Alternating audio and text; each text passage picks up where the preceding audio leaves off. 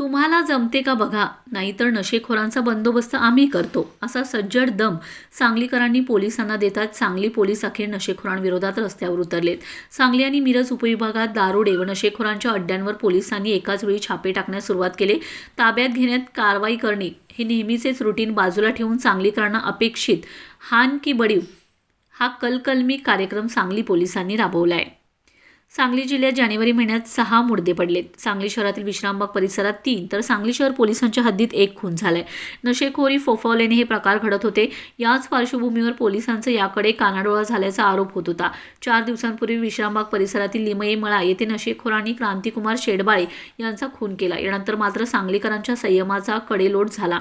संतप्त नागरिकांनी पोलीस अधीक्षक कार्यालयावर मोर्चा काढला. तुम्हाला जमते का बघा, नाहीतर आम्हीच नशेखोरांचा बंदोबस्त करतो, असा सज्जड दमच जणू नागरिकांनी पोलिसांना दिलाय. पोलीस अधीक्षक कार्यालयातच हा गोंधळ झाल्याने पोलिसांचे रक्त खवळले.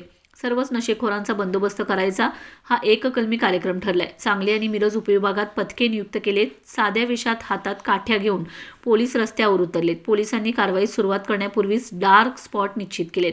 ठरवूनच कार्यक्रम करायचा या उद्देशानेच पोलीस बाहेर पडले होते. सांगली, मिरज आणि कुपवाड शहरातील गल्ली न गल्ली पालती घातली. प्रत्येक ठिकाणी सापडलेल्या दारुड्यांसह नशेखोरांना रस्त्यावरच तुडवत त्यांचं फोडकाम केलंय. शहरातील उद्याने, क्रीडांगणे, मोकळ्या जागा, पडीक इमारतीमध्ये नशेखोरांचा मुक्त वावर होता.